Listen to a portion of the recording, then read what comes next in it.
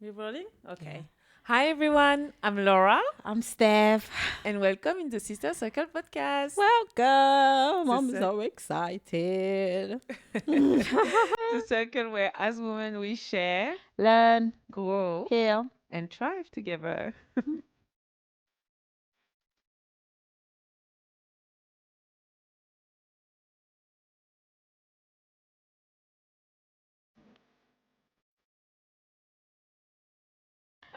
Before we start, I would like to acknowledge the traditional owner of the Gadigal country from the Eora Nation on which we are currently recording. And I would like to pay my respect to their elders, past and present, as well as emerging leaders. These always been and will always be an Aboriginal land. Amen to that. How are you? I'm good, Laura. I'm really good. Actually, I am all over the shop. 40 is kicking my ass. Let me just wait until the pulse. We don't have a proper editor, so let's not start talking about things that we have to chop off. How are you, Laura? I'm good. I'm good. Been through a lot of stress. I just came back from France, so that's why my French is still on. But I have to admit, even if I would have been 2 years in Australia, my French would still be on. Exactly. But so many things are still happening in my life. I'm quitting my job.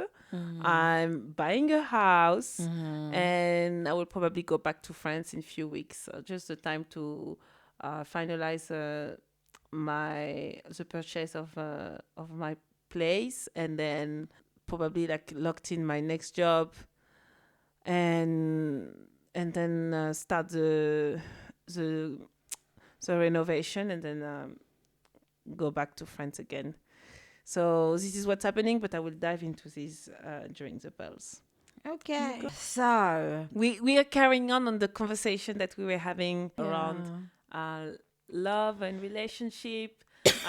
We came to explore like all the different stage of the relationship and how we've lived that quite differently. I have to admit, because Stephanie is a woman with a lot of interesting facets.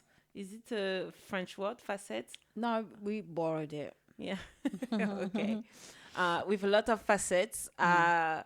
It was really interesting to hear how she thinks she doesn't flirt, or she thinks that seduction is not a thing, that she's not really into that. And then when we actually jump in a relationship, oh, she is not willing to compromise, at least on traveling.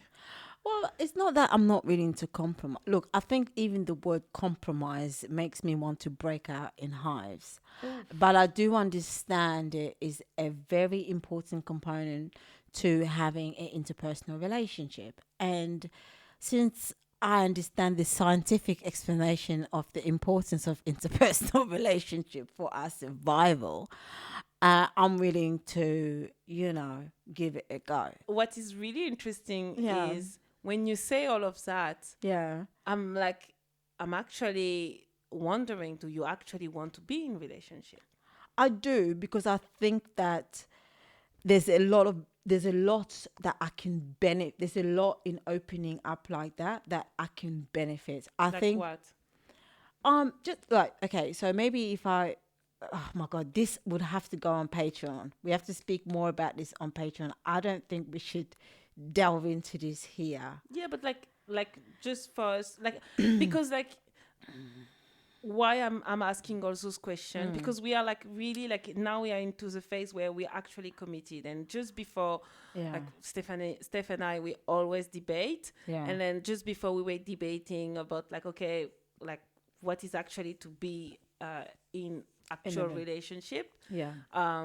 And we had quite different views, and that's why like I'm keen to understand this perspective and keen to understand Okay. what you In get in from in a it. nutshell, what I think I've done in the last how many, God knows how many years, maybe in the last 10 years, was learning how to properly, how to have real boundaries, and how to give in the right proportion where I am not draining myself. Like it's it's not disproportionate to me. If I understood well, you've been working on yourself, on being able to still caring for yourself, and having the right boundaries with whoever you're gonna be in relationship. And Yeah. you want to test is kind of a bad word, but I'm Well, yeah, missing the test, because vocabulary. everyone's a trial, isn't it? So yeah,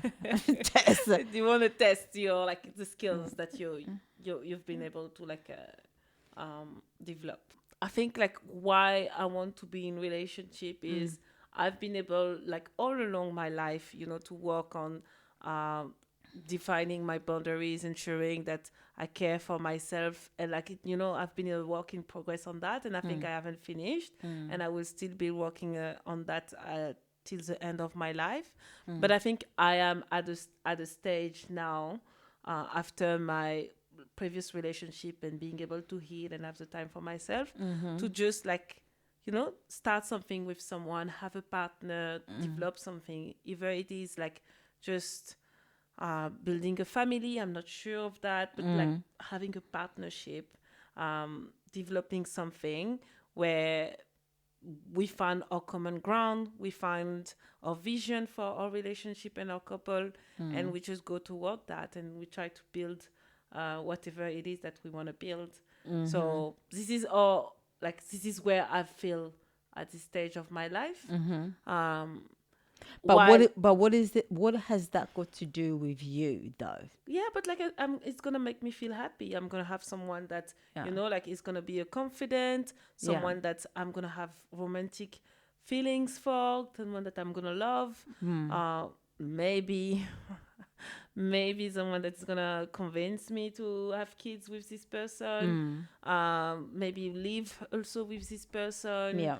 Go on holiday, create more memories, meeting people together, like blending families and all those things. This is what's like at least is gonna give me happiness. Okay. Yeah. Yeah. I mean, it's definitely different. Like from mine, I guess for mine is more is for me is a continuation of a beautiful beginning of my life. Like the beginning of my life was utter, absolutely love. Like when I was a kid, I felt just surrounded with love, and that got interrupted. And I think the people who really started that interruption would have been my biological parents. So yeah, so I think a romantic relationship for me, it would be me stepping into that realm again, where I not only become this passive person, because as a child the love was passive, I was passive to it, it was just being received. But as an adult, in adult relationship, is not, you're not passive to it, you're active, because you're also giving in a way. And the giving part is not an issue for me, but the giving part without me putting my own real true boundaries on how much I give, is not about how much a person take, it's how much I give. And to be all of this is really trusting myself to be able to do right by me. Because once I can trust myself to be able to do right by me, the person, there would be no issue with the person around me, because I wouldn't have somebody who wouldn't do right by me around me. I think we're slightly similar when you're saying like I'm not gonna let you do wrong by me, and I think I cannot control what people are gonna say and gonna do, but I think I'm old enough now to like be able to like, okay, this situation is not good, it doesn't benefit me, and clearly that's not the person for me, and try and walk away. And I've been really proud of myself, because lately I've been doing that way much better, rather than when I was younger, when I was just like lingering and getting too attached to someone that clearly was not the right person for me. The last guys that I've dated for quite a long time, and with like hindsight now, I don't know how I was able to stay that long with the same guy.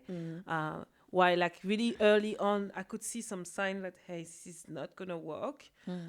But I carry on.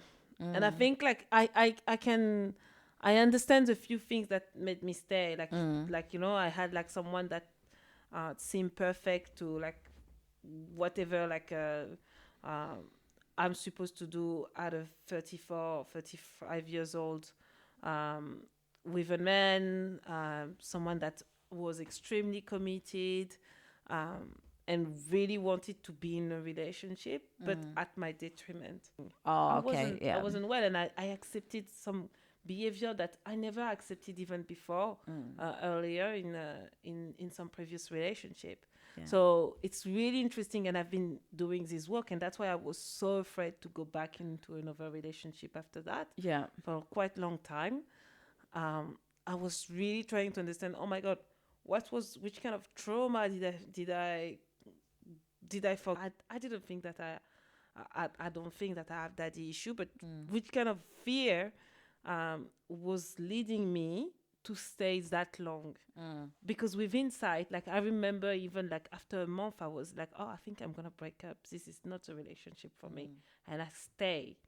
And I know there was external validation. People were telling me, no, no, no, and I probably listened to that, but there is something in me that made me stay. And I think it's really important to be able to like be in tune with yourself and understand, uh, for me to just accept those type of behavior. And that happened with a lot of people.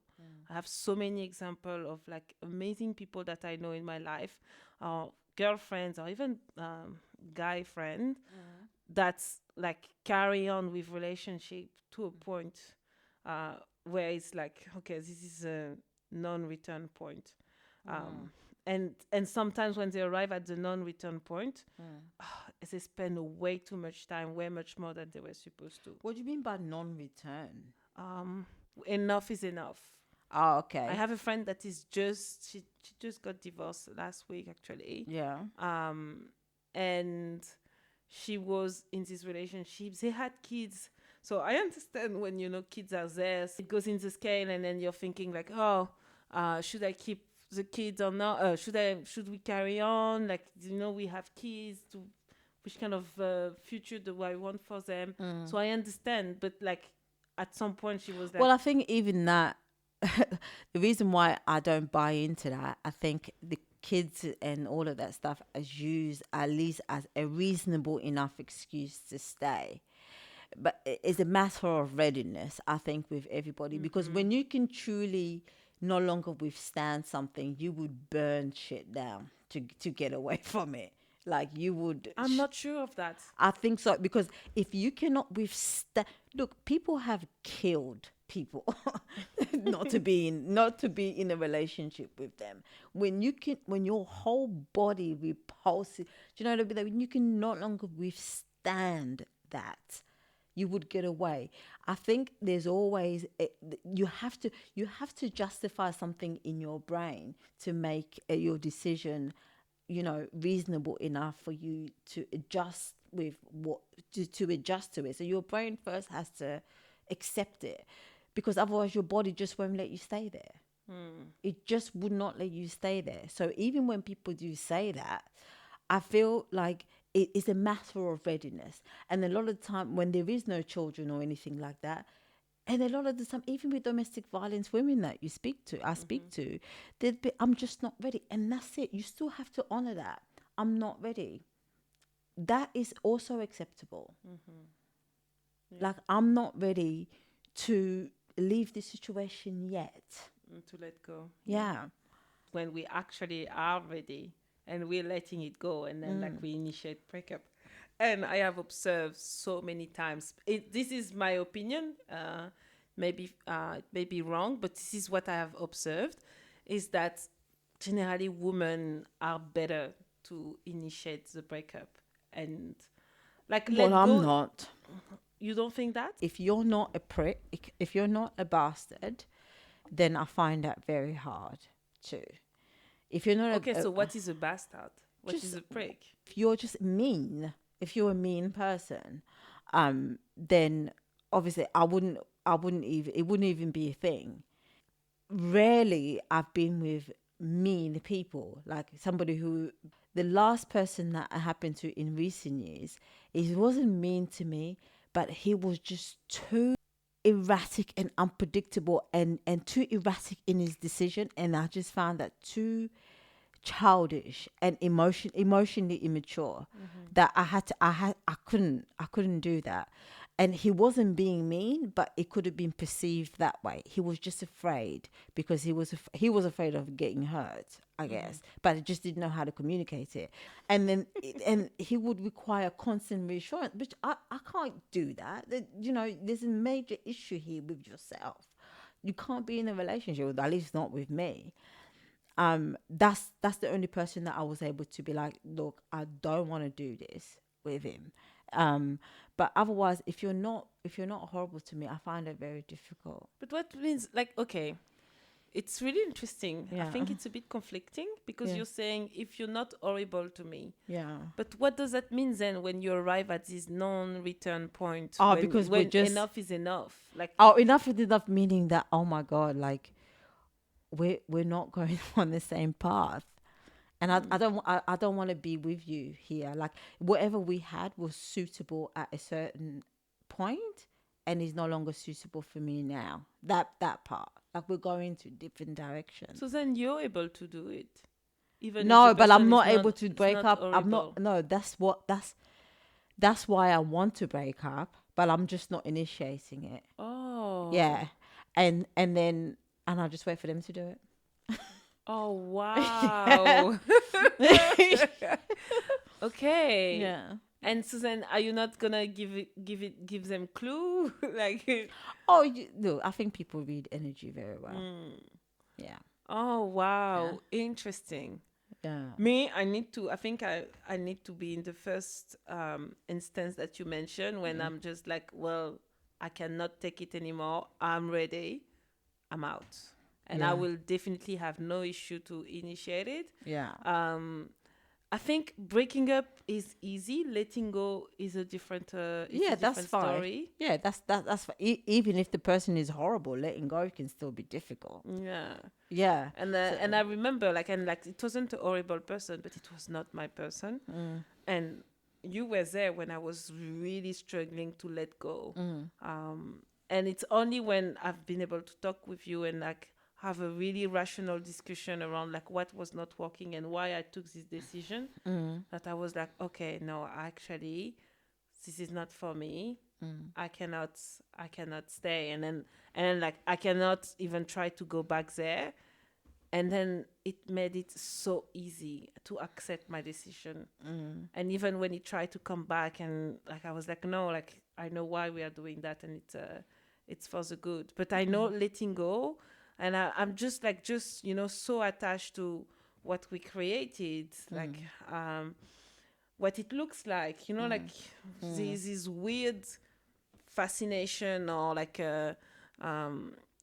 wonders about people that are in relationship rather than people that are single. I don't know, understand, because, like, I feel like so much better after, but, like, while I'm in the breaking up phase, I'm just like, there's a bit of a shame About being single. but going back to being single, because there's this sense of failure. Look, I've heard of that, but look, I honestly seems to think that I'm not at my best in a relationship. That sorry, but, like, I discovered that too. I mean, like, from everything that you're saying, Yeah. it seems that for you, like, you already found that you feel the best when you're not in relationship, when you're by yourself. So that's why I'm really genuinely asking, do you really want to be in a relationship? No, I do. Look, I think trying to fit into a particular structure of a relationship, that is what I find difficult. But I think it's almost like a reconciliation of my initial experience with love. That's what I think a relationship. That's what I think our partners are there for. They're there to wake you up, as they say in the spiritual world. They're there to wake you up, because I know that I'm not without love. Like, there's not a What do you mean by wake you up? I don't understand that. spiritually, they're there to wake you up. They're there to trigger you, essentially. and then learning how to deal with some of those early wounds That's interesting because in a you're healthy talking way. about that like it's an experiment. Well, It is, I, because all our interpersonal relationships are experiments. yeah, but like you're talking about this, like this is the aim and the goal to go to the experiment, while I think this is just the consequences of it. Being in Well, a lot of relationship, people, a lot of in I'm talking about just spiritually, in that, because obviously there is also like a social dynamic of a relationship or concept of relationship is, but spiritually it is that to sort of wake you up, so then you're not, because there's a lot of fear that surrounds relationship, interpersonal relationship, like, you supposed to, I supposed to, you supposed to, you should, da da da da da. Like, as if we owe each other something, and searching for happiness in other people. But essentially, nobody gives you that, regardless. Like, nobody gives you happiness. It comes from you. And how do I now sit here and love you, as they say in the Bible, unconditionally?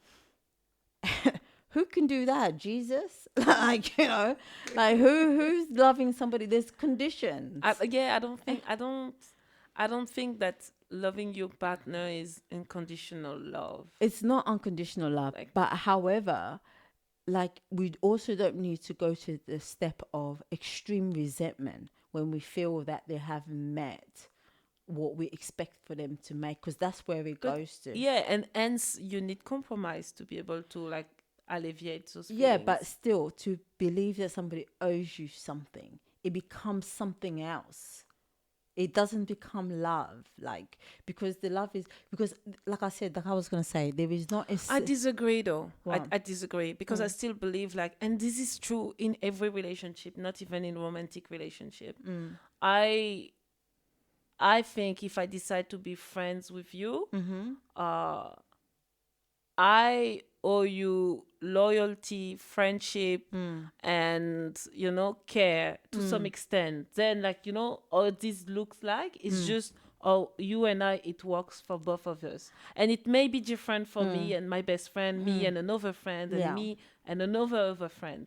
I Like, see. I don't believe that that's how it. I What I think is that when somebody has no fear, because there's so much, you may have expectation. I don't think people owe me anything, but I think when people are comfortable enough in my friendship with them, and it's not distorted by jealousy or any of these things, or expectation or testing or any of these things, that things comes naturally. true, but in I in still in, think in I, a, I still disagree. Like, I think like I owe, and in any relationship, respect. Like, I wouldn't, like, try to hurt you. And I think if I do that, like, I don't deserve to be in your space and but being your yeah, friend. but my thing is that to say that, then in some people, what happens is that when it's so mechanical like that, is like, okay, what are the condition of how do I show respect to Laura? But if I am so comfortable in our relationship, there is no way I'm doing something to disrespect you. No, no, that's not true, because some people, sometimes when we're just starting, people don't know what's acceptable or not. Yeah, And but then, you're not comfortable in that relationship. yeah, but like, no, that doesn't mean that's okay, that's the end of the relationship. That just means that, when you are at the beginning, you're like learning each other, and you're Yeah. like, hey, actually, this is something that I don't like. I Yeah. have a really good friend of mine. Yeah. That I met a few years ago, and she came to visit in Australia last year. So you met her. She was there at the last Valentine's night. Yeah. Um, and um, and we were having so much debate. We always have so much debate. We love to talk. I love to talk clearly as well. And there was something where we were not seeing eye to eye, for sure. Like, we were like seeing really things differently. And I didn't even realize that, but at some point we, like, you know, like there was slightly a bit of loss of respect. And it's a bit difficult because like this is how we speak a bit like street. You know, like when I'm with her, I can just switch and be like my street girl. So then like there was a bit of a quiproquo, and then we stopped talking for a few months. We were able to solve it because clearly there was some love still But between what you us. didn't, what you said when you cut off, went a few months without talking to each other. Yes, yeah. So, but you can't underestimate what had happened in that 3 months. There had to be some level of reflection Absolutely. that had happened in the 3 months for Even more than 3 months. yeah. So in those months that you were apart, that if people just came back and was like with the same kind of stubbornness that you both displayed and demonstrated, then you still would have clashed. So you had to have tapped into the love. It wasn't just like, well, I'm expecting you to respect it. That doesn't make nobody respect anybody. It has to come from the look, I love and appreciate this person, and what I've said, that I have to come down. Like I have to bring myself down because I'm up here. And what makes people go up here and you up here is fear. I'm not a dickhead. I'm not a mug. I'm not who you think you are. Who you talking to me? You can't talk to me. Like it's ego that makes people go up there. And in the spiritual aspect of it is that we are waking. You are making me wake up, and I'm making you wake up to yourself. This is not you giving me orders on how to love you, or you giving me orders on how to love me. Like this is me waking up and going, no, like, because if I was still that strong, if you were still strong in your ego, in your stance, and saying now you disrespected me, you have to apologize to me, you just wasn't going to you just wasn't going to reconcile in the way that you reconcile. You both had to come down a notch. Yeah. I'm cautious of time, and yeah, definitely we can carry on this conversation on Patreon, but like carrying on the stage when we actually break up, we initiate the breakup, which I have, in my opinion, observed that women tends to do more easily. I feel like men, they do it only when they have I have this expression, in French it sounds so good, but I'm going to try it in English. Men are like You come like those monkeys. people who go, oh, I'm so funny in French. I'm I'm so funny in my language. But that's so true. But I am. I am. If they knew how fly I was in French. But that's so true. That's so true. Like honestly, like, and I have like the luxury of being able to say that in different language, not just French.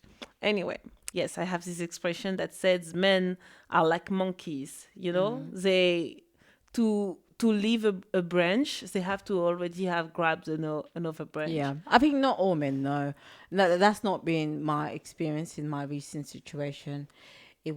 I think my recent situation was so alike. We just wanted to go back into our normal selves. Yeah, but I think for me, this is not default. I Yeah. think this is really exception. Like, to be fair, like I always see really strongly women leaving those relationships and being like, hey, this is where like I cannot, enough is enough. Yeah, but for enough is like I have a client, 70 years old, a Jewish woman. She's a new client. She got curly hair, and she was like, "Oh, I left my husband 40 years ago. I just didn't have the patience." He's very chilled, and she said that she didn't really date or anything after that.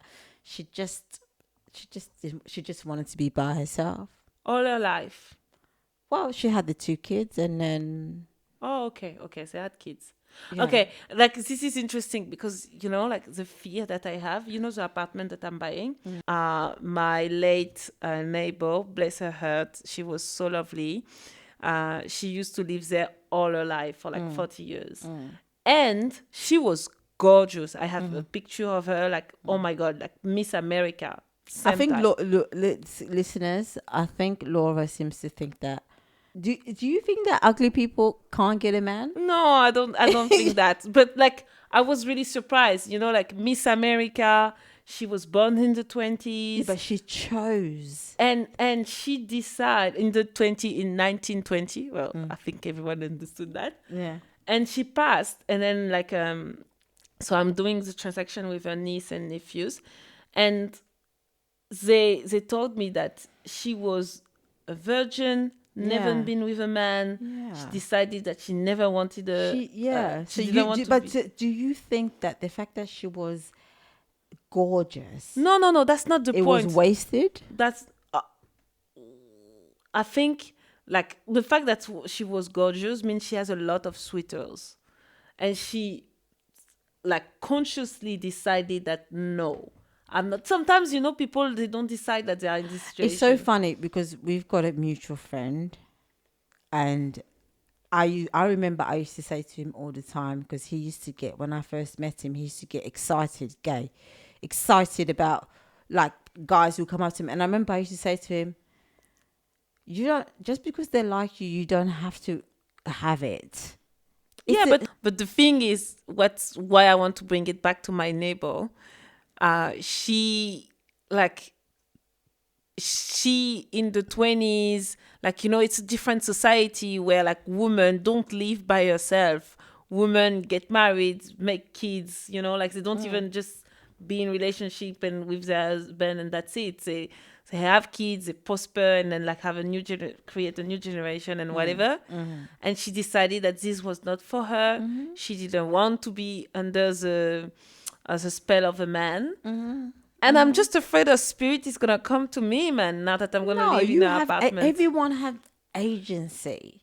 Sure. What you're forgetting in that whole story is that she had agency. Why is it that this spirit of marriage that was all over the society that was around her? How did that? Even if it was the case of just you marry a gay guy and you have kids with him, how come that didn't infect her? Like you have it's that, and that's why I think that we've come here to exercise our agencies. I mean, at least that's how I feel. I feel like I've come here to live. There's so many things about marriage and everything that in my bones I felt like that was not my path. Like this isn't an accident. Like, in my bones I felt, for me to have gotten married and had kids in my younger age, it would have been a massive betrayal for myself. And I feel that so strongly. I would have betrayed myself. I never felt like this is what my path was back then. I never felt that. And my mission has been not to betray me. Yeah. Okay. So all of that to talk about, like, we actually breaking up. We found ourselves. And actually, I don't know if we have found ourselves. Like, I think there's this period where, like, you're like, for me, like, there's a shame at the beginning. And then there's this brave. Like, I'm just for like, me, no, I always feel liberated, like straight after the breakup. Yeah. But it's everything's happening simultaneously, and this is when you pay close attention to yourself and experience all these different parts of. There's all these different parts of you that are having a say, and maybe there's one dominant feeling, but there's all these parts of you. If you really pay close attention, there's a different thoughts coming in at different times, and initially. Yes, because it's like, in a way, like, I don't have to, like, commit to spending, like, my Saturdays, I have to do that. Like, I can just be by myself. I don't have to shave, thank God, like, all the time. Oh, wow. Yeah. You have agency to shave or not, No, but if you listen, when you're sharing your body with somebody, you might have to include. You're sharing your body. You Wow. are sharing your body. When you have sex with somebody, you're sharing your body with someone.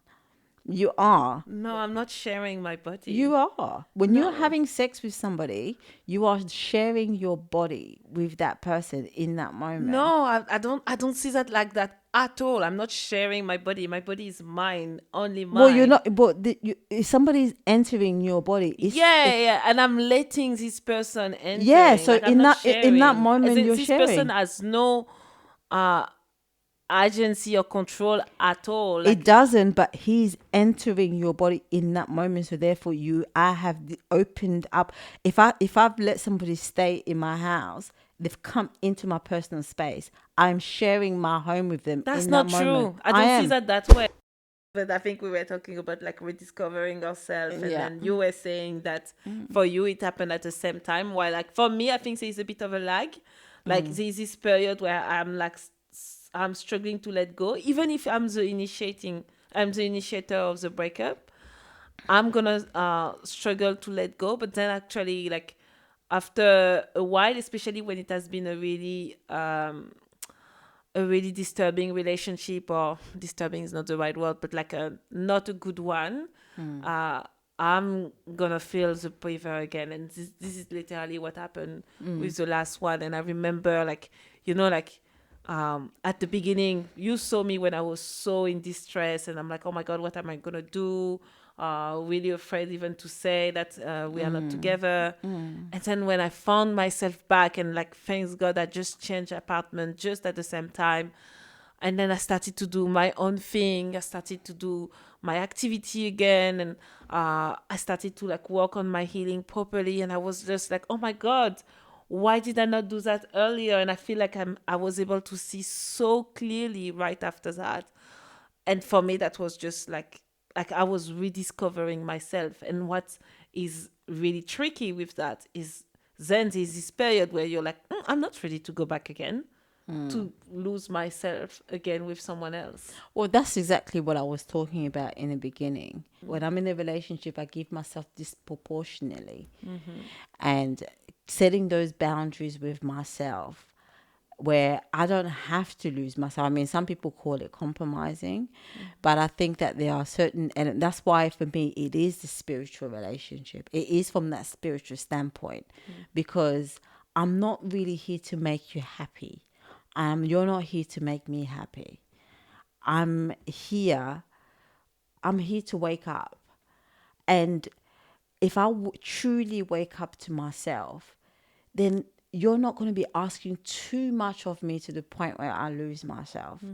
Or even I won't even feel, sometimes they don't even ask. Sometimes you just feel obligated to do that. You feel obliged to do that. And that is, I don't want to say toxic trait, because toxic is a bit of a strong word, it's a bit hyperbolic. But it like, what is that urge to give yourself too much? And that's why for me, entering it is, for me, how do I be okay with just being me, and allowing that person to also voluntarily entering and being him, and just see what happens without making these demands. Like, what happens? How can we really both flourish in that space and respect each other's beingness in that way, rather than, because like I said, in my early wounds, it's been, this is what you do. This is what you're supposed to do for your parent. And you're like, okay. And then the love becomes a bit, if you do this and I'll give you this. If you do this and I'll give you transactional. And even though I don't want to have transactional love, it's become a default setting. And even if it's not been asked, you automatically, when you're in that, and that's when you're talking about losing yourself. It becomes a thing where, in my last situation, I had to make sure that I wasn't doing that, but I was doing it. Even when I was trying not to do it, I was doing it. In which way? Just in the way that I would, it doesn't even have to be physical, just emotionally. Is he all right? Is he okay? Is he feeling? That's not losing yourself. It is that, because if you share something with me about what's going on, me being upset and sad about your situation, it doesn't half your situation. I should be able to trust you that you're going through your situation and you're where you're at with it.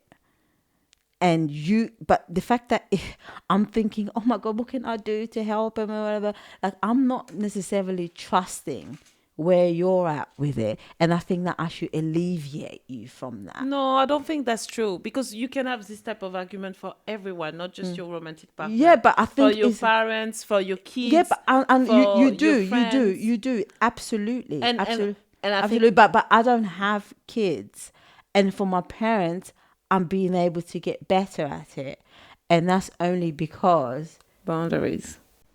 how do you start over, and by that, is that meant in a way? How do you start over, like emotionally and practically? Is that as a single person Yeah, and then like maybe want it again to in a relationship? be in a relationship. Yeah, so I think that's how I understood the question, and I think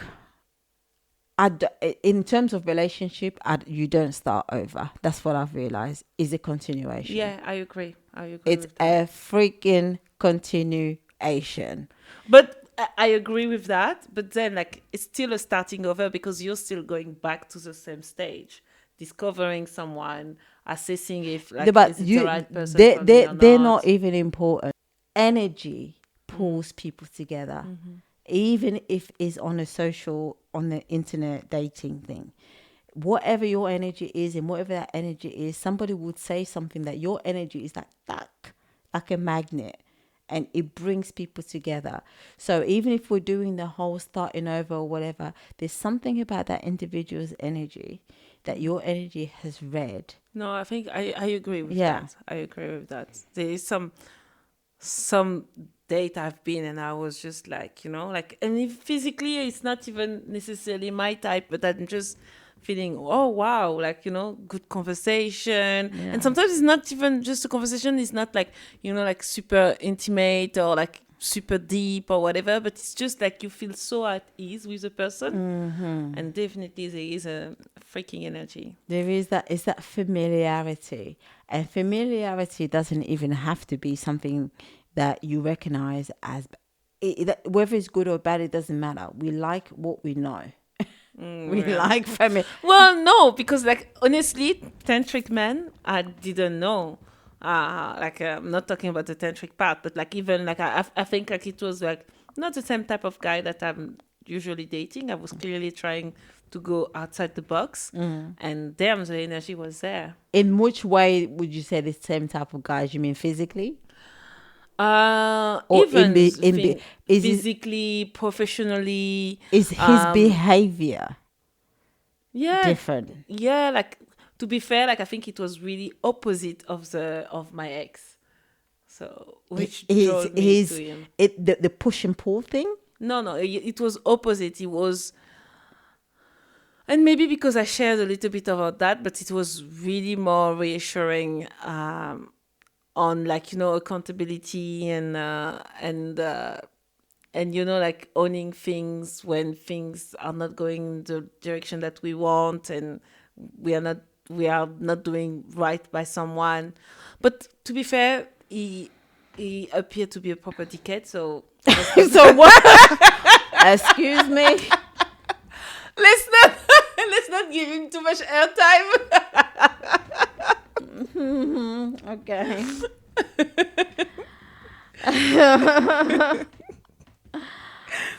Okay. Soon, guys, we will do a lot of this stuff on the Patreon. But in the meantime, do like us on all the platform where you follow us on Spotify, the major ones: Spotify, Apple, YouTube, Amazon, iHeart. Make sure you listen, and make sure you like, and make sure you follow, and you subscribe, and make sure you write a comment or send us an email or something like that, just so that we know exactly what you're thinking and if you're liking it. But for now, we have come to a close of this week's circle. If you've taken anything from this conversation, do let us know in the comment section. If you have any questions you'd like our opinion on, you can email us on thesistercirclepodcast@gmail.com. That's thesistercirclepodcast@gmail.com. Join us next week in a new circle with our guest, which is a surprise to both of us.